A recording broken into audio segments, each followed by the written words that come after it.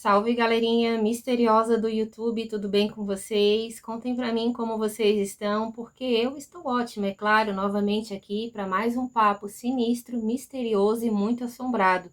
Hoje nós vamos falar sobre o Barão de Grão-Mogol. Esse barão, pessoal, ele é envolvido em muitas controvérsias a respeito de sua vida. Muitas pessoas falam, inclusive a família que mora hoje no casarão, um dos integrantes da família, Rossi, afirma que as histórias que falam da maldade, da brutalidade desse barão, que isso realmente é exagero, isso não existiu, mas moradores mais antigos da cidade, que são descendentes ali, netos, bisnetos, né, de pessoas que conheceram o barão e também o capataz da fazenda, chamado Braz, que seria esse homem responsável até mesmo por alguns assassinatos de escravos em uma represa próxima ali do casarão. Essa represa hoje ela é uma nascente que foi visitada aí por muitas equipes de pesquisadores paranormais que afirmam que ali sim, naquele local, há muitos espíritos atormentados, principalmente de escravos e também espíritos de crianças. Homens corajosos não pisam ali. Será que essa história da brutalidade, da maldade do barão realmente é invenção ou tem algo a mais nessa história?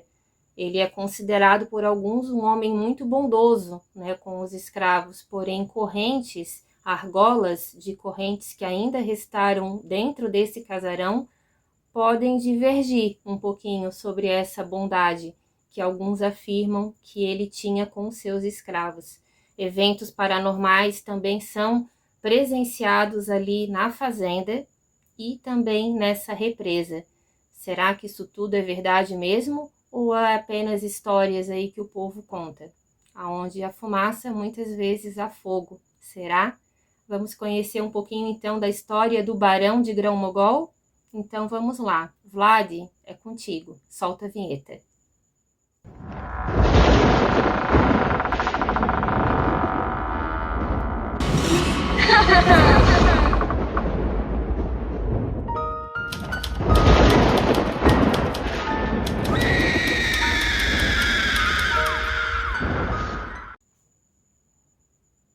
O Barão de Grão-Mogol, na verdade, pessoal, o Barão era um título, né, que ele tinha, que ele adquiriu, mas o nome dele era Walter Martins Pereira. Ele foi o primeiro e único Barão de Grão-Mogol. Ele nasceu em 13 de novembro de 1826 na fazenda Santo Antônio, em Itacambira, que na época fazia parte do Arraial de Grão-Mogol, em Minas Gerais. E ele faleceu, às 4h20 da madrugada, no dia 15 de dezembro de 1890, no casarão, que fica localizado ali na região de Mata Negra, em Rio Claro, São Paulo, tá? O Walter, ele também foi coronel da Guarda Nacional. Em 1865, ele organizou um corpo de voluntários da pátria para combater na Guerra do Paraguai, tá? No qual seguiram como oficiais 2 de seus irmãos.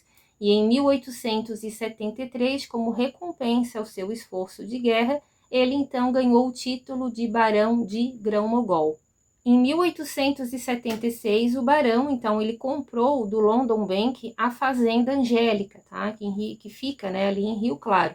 Ele comprou essa fazenda porque os antigos proprietários acabaram perdendo por falta de pagamento das hipotecas. Em 1883, ele já havia adquirido a Fazenda Angélica. Até hoje, ela é conhecida por Fazenda Angélica, que é homenagem, né? Foi uma homenagem à antiga esposa, ali no caso, a antiga dona dessa fazenda, que se chamava Maria Angélica. Só que depois disso, o Walter, como ele comprou, ele acabou construindo uma nova sede que ficou concluída ali em 1883, e ele rebatizou essa fazenda como Fazenda Grão-Mogol. Para a construção desse casarão, pessoal, que era a sede da fazenda, foi utilizado mão de obras escravas, tá? Na verdade, ele era um escravagista. Depois ele teve, né, que aderir, na verdade, ali a ações abolicionistas, porque o Brasil, infelizmente, foi um dos últimos países, né, a a aceitar a abolição, a aderir à abolição, que, né, era um ato de extrema brutalidade, que, enfim, né, isso é assunto para outro vídeo, mas é algo inacreditável que aconteceu aqui no nosso país. Então ele, inclusive, foi quem leu, né, a Lei Áurea, que na região acabou abolindo ali também junto a escravidão, então ele teve que dispensar ali os escravos, mas ele acabou ficando com muitos desses escravos como seus funcionários. Só que quando o casarão começou a ser construído, pessoal, ele utilizou então cerca ali de 80 escravos para fazer essa construção, que na época foi considerada uma construção muito progressista. Na verdade, o Walter, que era o barão de Grão-Mogol, ele é visto dessa forma, um homem muito culto, muito inteligente, progressista, que queria levar realmente o progresso para a cidade, e ele acabou começando então a demonstrar esse desejo de progresso na própria construção da casa. Era considerada uma construção atípica para a cidade, moderna, principalmente por causa do uso do sótão, que naquela época parece que não era muito utilizado, pelo menos não naquela arquitetura na região ali de Rio Claro. Essa fazenda, de início, ela tinha como suas principais plantações a cana-de-açúcar, mas depois começou a vir, então, o café. Então a fazenda, ela era uma grande produtora de café, era uma fazenda que havia muitos escravos, né? E é através desses escravos que muitas lendas ali foram criadas. O Walter, que era o barão ali de Grão-Mogol, ele, como eu falei para vocês, ele era considerado um homem muito culto, muito progressista, né? Ele foi eleito vereador também e presidente da Câmara entre os anos de 1897 e 1898 e em 1888, então, quando o Rio Claro libertava os seus escravos, como eu falei para vocês, ele próprio acabou, então, lendo para o povo a Lei Áurea. E aí que entra, pessoal, também duas faces descritas desse homem, porque tem muitas pessoas que falam que ele era um tirano, um assassino, que ele não gostava dos escravos, que ele tinha vários casos com as escravas, muitas vezes elas não aceitando a situação. Dizem, inclusive, que ele teve mais de 50 filhos com essas escravas. O barão, ele era casado, então, com a sua prima, tá, pessoal? A baronesa Emília de Sá Pereira Martins. E com ela, ele teve 3 filhos, tá? Um deles, inclusive, era uma menina chamada Matilde Martins Moreira. Ela era judicialmente interditada porque ela sofria ali de graves problemas mentais e ela acabou, inclusive, passando boa parte da sua vida, ela acabou morrendo no Hospício Nacional de Alienados da capital federal. Inclusive no testamento do barão, que eu vou deixar aqui para vocês na descrição, que eu consegui esse testamento, eu não consegui ler ele todo, ele é bem extenso, tá? Eu vou deixar aqui o endereço do site, é um site da família Martins, que conta a história ali da origem da família Martins, e ali fala muito sobre o barão de Grão-Mogol, e ali que é comentado então a respeito dessa filha que tinha esses problemas mentais e que ele, inclusive, deixou os cuidados dela como tutor o irmão dele, um homem chamado Sérgio, não deixando nem a mãe dela própria como sua responsável, porque a baronesa, pessoal, ela era prima dele, mas ela também adquiriu, com o passar do tempo, graves problemas psicológicos, possivelmente causado por uma depressão muito grave que ela tinha e que na época não foi tratada da forma correta.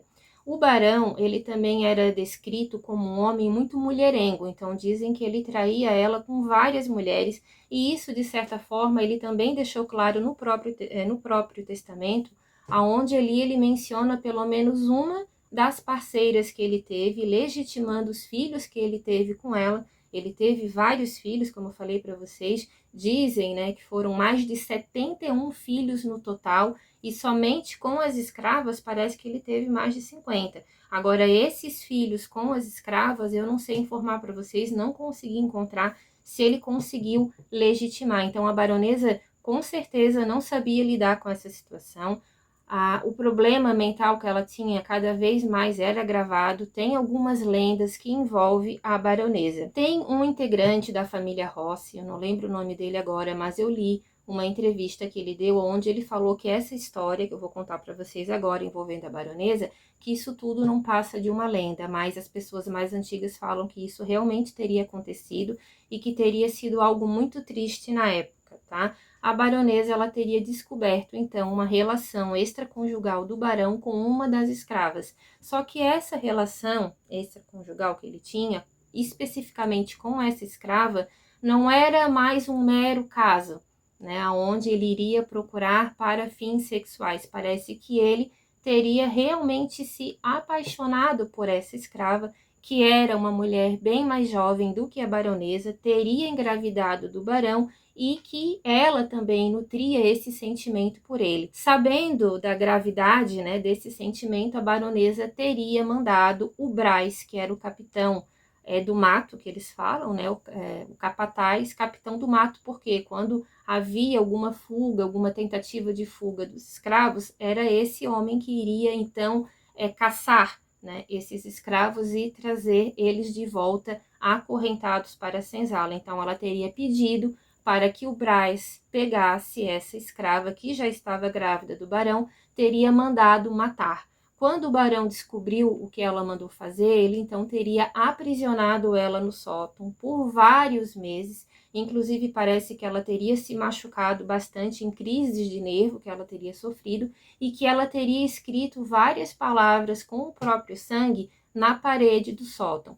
Essas marcas nunca foram encontradas ou foram limpas. Tem pessoas que afirmam que isso nunca aconteceu e tem aquelas que falam que sim, que ele era um homem de pouca paciência para a esposa, que ele era sim mulherengo e que esse motivo da morte dessa escrava que ele era apaixonado teria tido então causado, né, essa discussão muito grave entre eles, e a baronesa então teria ficado ali com pensamentos muito mais perturbadores do que ela já tinha antes de ter sido aprisionada no sótão. Né? Não sei se alguém sabe mais alguma coisa a respeito dessa história do sótão. Se souberem, por favor, deixem aqui para mim. Já aproveito e peço novamente o like de vocês, a inscrição, porque isso é muito importante para nós. Falando ainda, pessoal, sobre essas duas faces, né, que são apresentadas do Barão de Grão-Mogol, tem algumas pessoas que falam, inclusive da própria família Rossi, né, que hoje é o proprietário dessa propriedade. Algumas pessoas da família contam que essa maldade toda que pintam ali, que fala que o Barão cometeu esses crimes, esses assassinatos,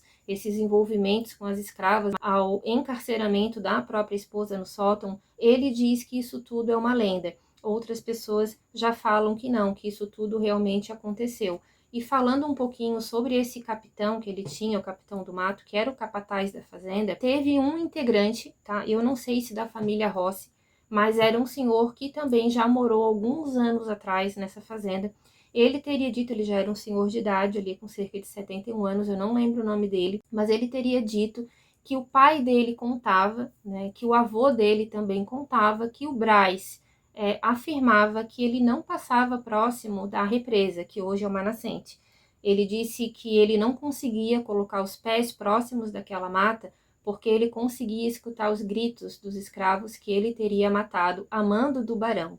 E alguns talvez ele até teria matado por conta própria, mas eu acredito que se ele matou era, né, a mando de alguém, porque esses escravos, pessoal, eles eram tratados como mercadorias, então eles tinham custos, né, eles eram comprados, eles tinham que trabalhar de graça para esses senhores. Então, para matar um escravo era, na verdade, uma perda, né, de dinheiro que esses proprietários de pessoas tinham, então provavelmente era mando de alguém. Mas o Braz, segundo esse senhor, ele falava que ele tinha muito remorso por tudo que ele tinha feito, que ele não conseguia passar ali perto, que ele escutava o choro e o grito dos escravos que ele matou ali, porque ele disse que ele matava, pessoal, de uma forma muito cruel. Além dele bater bastante nesses escravos, dele chicotear muito essas pessoas, ele amarrava os pés, as mãos, colocavam uma pedra bem pesada amarrada no pescoço e jogavam eles para o fundo da represa, que na época era um rio bem fundo, né? Hoje não é. Hoje tem bem pouca água correndo ali e ele morreu, afirmando que ele nunca mais iria colocar os pés ali. Pessoas que trabalham ali próximo da fazenda não gostam de ir nesse local, porque é um local que dizem ter uma energia muito carregada, que eles escutam choro de criança, que eles escutam gritos, pedido de socorro, pessoas tossindo como se estivessem se afogando. Então é um local que dizem que os homens mais corajosos evitam passar por ali. Pessoas que trabalham com pesquisas paranormais estiveram nessa nascente, disseram que realmente há algo muito estranho ali, aparecem vultos, aparecem várias sombras, aparecem, as pessoas escutam esses gritos, cheiro de velas, né, choro. Então é um local que mesmo durante o dia dizem que é extremamente assombrado por esses espíritos, principalmente dos escravos, mas que dizem também que o espírito do Braz não descansou, que ele teria tido um remorso muito forte por tudo o que aconteceu e que ele ainda está presente rondando essa represa e que o espírito do próprio barão de Grão-Mogol também ronda a fazenda, o casarão e principalmente o próprio túmulo, porque ele está enterrado numa região da própria fazenda. Esse túmulo, inclusive, já foi violado, tá, por vândalos. Eu não sei se no momento que ele foi violado havia ainda alguma ossada dele ali ou não, mas ele foi vandalizado. É um local também carregado, porque muitos trabalhos de magia negra são feitos ali. Então, quem visita esse local e tem uma sensibilidade muito maior, acaba sentindo muitas sensações ruins. Já teve quedas inexplicáveis de pessoas que foram ali, pessoas que saíram correndo porque sentiram uma sensação de pânico, porque viram vultos, porque sentiram cheiro de vela, cheiro de flores, justamente no túmulo do barão, que praticamente não tem nada disso. As poucas flores que são colocadas ali são flores artificiais. Algumas velas que tem ali são velas para trabalhos de magia negra, e essas pessoas falam que quando sentiram esse cheiro forte de vela, não havia nenhuma vela acesa, que pedras caem desse túmulo de forma inexplicável. Então, várias pessoas que já foram fazer gravações ali afirmaram que há algo muito assombroso nesse local. Também tem uma história que conta, pessoal, a respeito de um perdão que o barão teria solicitado para a baronesa, porque como eu falei para vocês, ele morreu dentro desse casarão. Esse casarão hoje ele é tombado pelo patrimônio histórico, mas eu não entendo por que ele não é restaurado. Eu espero que a cidade de São Paulo não espere ele cair para depois ficar somente a lembrança das fotografias. As visitas são autorizadas, mas tem que ser permitido pela família Rossi, tá? Eles liberam sim a visita, porém o casarão ele já está de uma forma tão precária que as visitas são feitas somente pelo lado de fora, por causa do perigo de desabamento que tem nesse local. Então é uma pena. Vou mostrar aqui a foto para vocês.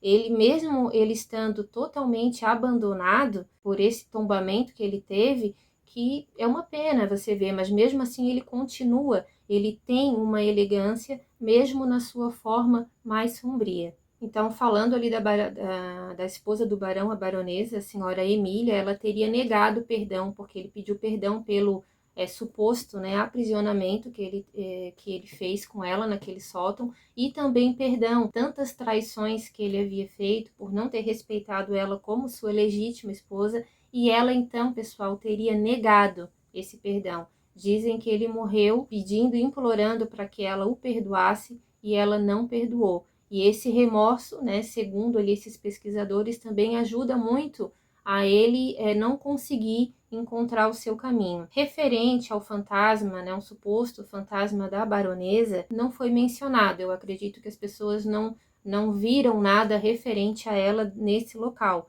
Agora, referente ao barão, ao capataz e aos escravos, as pessoas que trabalham ainda na fazenda afirmam que à noite eles não chegam perto do casarão porque eles escutam passos e dizem que já viram várias vezes o barão subindo aquelas escadas do casarão, ficando ali naquela parte mais alta, observando aquilo que foi o seu império.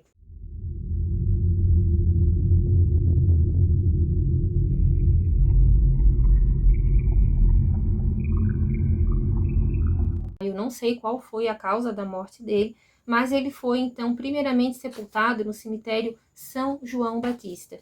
Cerca de 20 a 30 anos depois, uma das suas netas ali, vasculhando os documentos mais antigos da fazenda, ela teria descoberto uma carta onde o avô teria dito que após a sua morte, ele tinha o desejo de ser enterrado nas terras da fazenda, no mesmo cemitério onde estavam enterrados os seus escravos.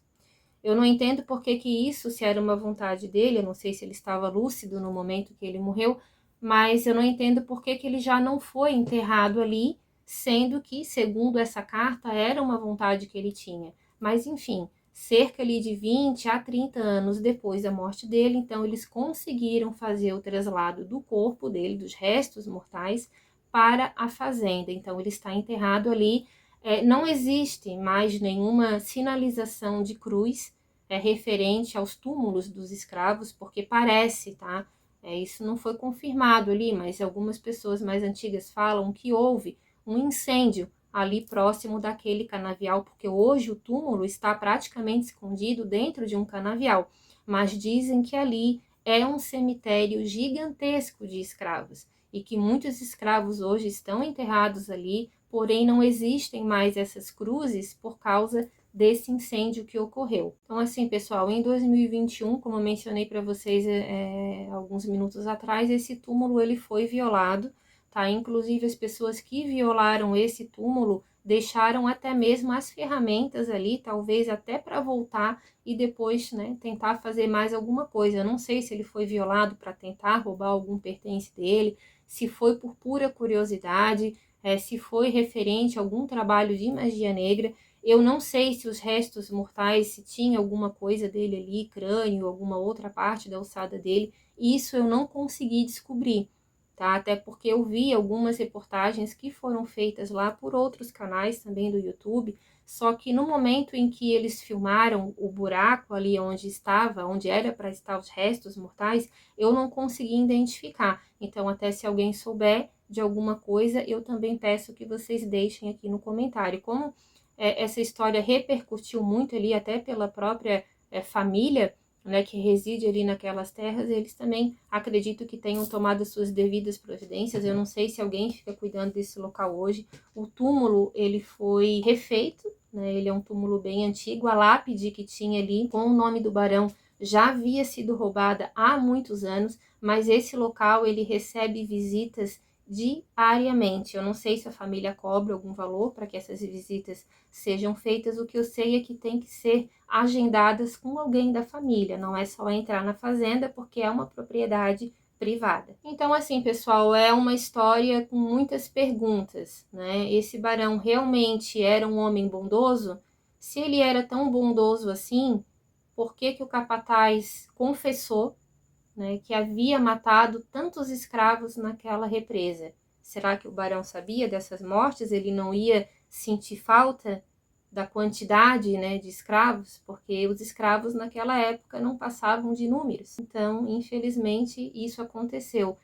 Várias correntes, pessoal, que existiam dentro do casarão, segundo um morador da casa, essas correntes foram levadas para um museu da cidade de São Paulo, eu não sei exatamente em que museu, mas que sobraram algumas argolas ainda nos pilares da casa. Então, segundo ele, o avô dele, o pai dele, contava que o Brás, que era esse capataz, que ele aprisionava os escravos que eram mais rebeldes e deixavam ali por dias recebendo castigos. Dizem que eles apanhavam muito e que esses, então, que eram os escravos considerados ali mais rebeldes ou que não gostavam muito de trabalhar, segundo eles, né, que aquilo ali não era nem trabalho, era uma coisa, né, sem nome, eles acabavam então sendo levados para essa represa. O barão, segundo algumas informações, dizem que cedeu partes das terras dele para alguns ex-escravos que ele adotou como funcionários.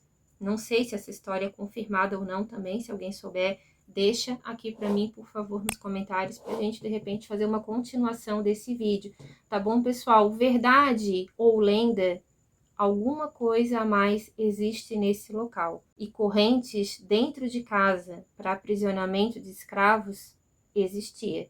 Então, a bondade do barão é muito questionada, até porque o próprio capataz dele comunicava, não sei até por que ele não foi preso, na época não sei como é que funcionava essas questões, ou se alguém protegia ele também, né, porque se ele era um assassino de escravos, o dono desses escravos não sabia? Então fica aí essa pergunta, o barão de Grão-Mogol era um homem bondoso, que se preocupava com seus escravos, ou ele era um tirano assassino, porque Muitos pesquisadores afirmam que esse local é um dos mais assombrados, com uma energia mais pesada que eles já visitaram. E eu deixo aqui então essa pergunta para vocês: a fazenda do Barão de Grão-Mogol é realmente assombrada ou é fruto da imaginação de pessoas mais sensíveis? Deixo aqui essa pergunta para vocês. Espero que vocês tenham gostado do vídeo. Se tiverem alguma sugestão também para próximos temas, por favor, deixem aqui pra gente. Aproveito novamente, peço o like e inscrição de vocês. Compartilhem também o conteúdo se vocês gostaram, é claro, porque isso, pessoal, ajuda muito o nosso trabalho, tá bom? Quero agradecer de coração aí aos novos inscritos que estão nos ajudando muito. Um beijo grande e até a próxima. Tchau, tchau.